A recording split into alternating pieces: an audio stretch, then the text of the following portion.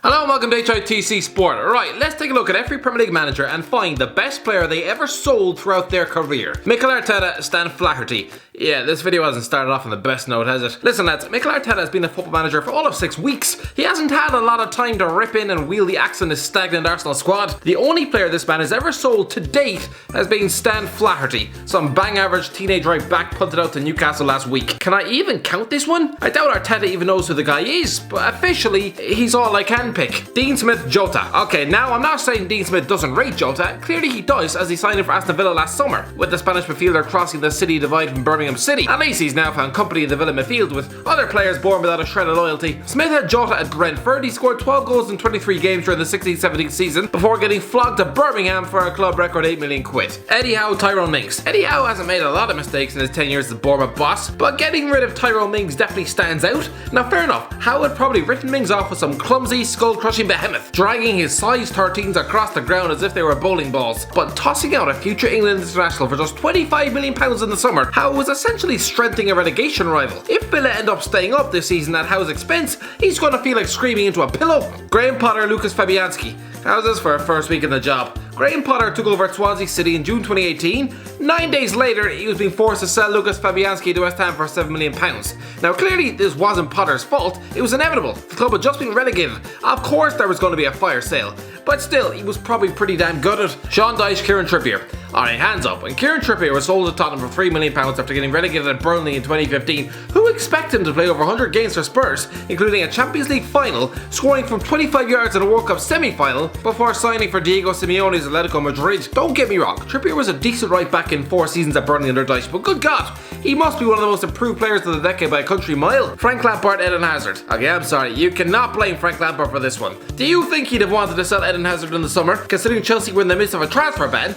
No! He'd rather have chewed off his own feet. But Hazard was sold literally 1 day after Lampard's appointment. For Christ's sake, the Belgian winger was probably boarding a private jet to Madrid before the ink was even dry in Lampard's contract. But hey, it still counts. Frank Lampard was officially the manager when Hazard was officially sold. Roy Hodgson, Roberto Carlos. This was moronic. Roy Hodgson has definitely made some howlers in his managerial career, but this was the worst. Yes, even worse than sticking Harry Kane in corner kicks. According to Roberto Carlos, that's World Cup winning left back with over 120 caps for Brazil and 370 games under his belt for Real Madrid, Roberto Carlos. You know, the one widely perceived as one of the greatest fullbacks of all time? The man whose free kicks looked like something out of the goddamn Matrix? Apparently, during Hodgson's stint as Inter Milan boss in the 90s, he tried to ruin the budding young left back's career by playing him up front. I'm guessing when Carlos saw Hodgson resurface years later to mastermind a Euro 2016 meltdown against Iceland, he probably thought, yeah, seems about right. For Christ's sake, Hodgson's refusal to play the world's left back at left back, instead deciding him to make him a centre forward, understandably caused the Brazilian to run for the hills and sign for Real Madrid instead. Roberto Carlos as a striker. Come on, Roy, he's about 3 foot tall. Carlo Ancelotti, Thierry Henry. Well, I could have gone for when Carlo Ancelotti was forced to wave goodbye to Andrei Shevchenko from AC Milan in 2006, but no, step forward Thierry Henry. This will forever be the biggest blemish on Ancelotti's career. In 1999, while boss as Juventus, Ancelotti chucked out a World Cup winning 20-year-old Thierry Henry, selling him to Arsenal for £11 million. What a terrible thing to do. Brendan Rodgers, Luis Suarez. For Brendan Rodgers, only one answer stands out here. Unquestionably, undoubtedly, Luis Suarez, the greatest footballer Rodgers has ever had the privilege of managing. After barring on over 60 goals across 2 seasons for Liverpool, it was always inevitable that Rodgers was going to lose him in the summer 2014. For Christ's sake, the previous year Suarez had almost stamped his feet to get a move to Arsenal. Good God, that would have been a death knell for his career. So yeah, Suarez got a £65 million move to Barcelona in July 2014, £15 million less than what Man United paid for Harry Maguire. Christ. Jurgen Klopp, Philippe Coutinho. Okay, free transfers do not count, lads, so unfortunately I can't vote for Robert Lewandowski. Mario Götze is a shout, but no, instead step forward Philippe Coutinho. I know he hasn't had the best of times at Barcelona and it's been a bit of a mixed bag out on loan at Bayern Munich, but this man is class. Yeah, I know it doesn't bode well for him that his departure has sparked into life arguably the greatest Liverpool side of all time, but still, don't forget Coutinho is one of the best players to play at Anfield this side of the millennium. But still, £120 million isn't bad, is it? Pep Guardiola is Zlatan Ibrahimovic. Listen, I could easily have chosen Yaya Toure, where Pep Guardiola chucked him out of Barcelona in a £25 million deal back in 2010, but no, Instead stepped forward Zlatan Ibrahimovic, who left the new camp the following year, spat back to Milan via AC this time. Look, it didn't really happen for Zlatan under Pep, but make no mistake about it, this man is one of the greatest centre forwards of our time, and it's a crying shame that Ross Turnbull has more Champions League medals than him. Ole Gunnar Solskjaer, Romelu Lukaku. Yeah, I never understood this one. In a squad desperately lacking star quality, why would Ole Gunnar Solskjaer willingly punt out a proven 20-goal-a-season striker? For Christ's sake, Lukaku's already hit that number for Inter Milan, and it's not even March. Yeah, his first touch was erratic, and £75 million is a lot of money, but I'll say it again.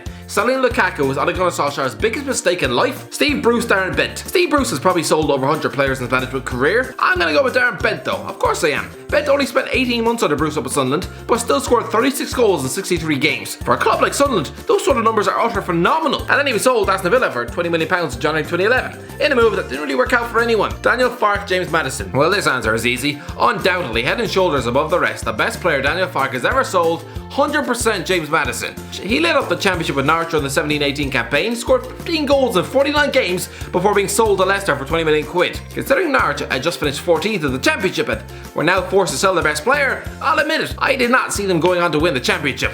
But then again, neither did you. No, you didn't, you liar. Chris Wilder, David Brooks. Look, I know David Brooks has been injured all season, but don't forget, it was only last year he was being linked with a £50 million switch to Man City. Listen, Brooks is a damn good attacking player, and yeah, Chris Wilder was forced to flog him from Sheffield United to Bournemouth for £11.5 million in July 2018. To be fair, they've done alright without him. Sheffield, that is, definitely not Bournemouth. Ralph Hasenhüttl, Naby Keita. Yeah, I know, officially, Naby Keita didn't join Liverpool until after Ralph Hasenhüttl had left, but the £75 million deal was initially struck in August 2017 to take the Ghanaian midfielder from RB Leipzig to Liverpool the following summer. Yeah, without a doubt, Keita is the greatest player Hasenhüttl has ever coached. Jose Mourinho, Arjen Robben. Look, I know all of you want me to say Kevin De Bruyne, but let's be honest. Yeah, the Belgian is one of the greatest playmakers in Premier League history, but he wasn't when Mourinho sold him to Wolfsburg in January 2019, alright? He wasn't anything close to that. For instance, was an inexperienced 22-year-old De Bruyne better than peak Arjen Robben? No chance, and I'll never understand why Mourinho flogged the Dutchman from Chelsea to Real Madrid for just £24 million in August 2007. For what reason? To replace him with Florent Malouda? Did he not realise Robben was one of the greatest wingers of the 21st century? This was madness. Nigel Pearson, Jeff Hendrick. Listen, I know Nigel Pearson was only at Derby County for less than 5 minutes, but that was still long enough to chuck Jeff Hendrick out to Burnley for £10 million in August 2016. Look, I know Hendrick is no world beater, but he was a decent player for Derby, wasn't he? David Moyes, Wayne Rooney. Speaking of Derby players, Wayne Rooney stands off for David Moyes when he was forced to sell England's boy wonder and the most wanted teenager in world football in the aftermath of Euro 2004, selling the Everton youngster to Man United for £30 million. At the time, a British record. Nowadays, that would be pennies. Nuno Espirito Santo, Nicolas Otamendi. Look, Nuno Espirito Santo hasn't sold a lot of players in his managerial career, alright? I know Nicolas Otamendi isn't the most assured defender on the planet, but still, he's decent enough. And while at Valencia, Santo cashed in on him for £28 million, flogging him to Man City in August 2015. Anyway, that's the end of the video, lads. Let me know what you think in the comment section below. Who do you think was the best player your manager ever sold? Let me know. If you enjoyed the video, don't forget to give a like, share, and subscribe. And as always, I'll talk to you in a while.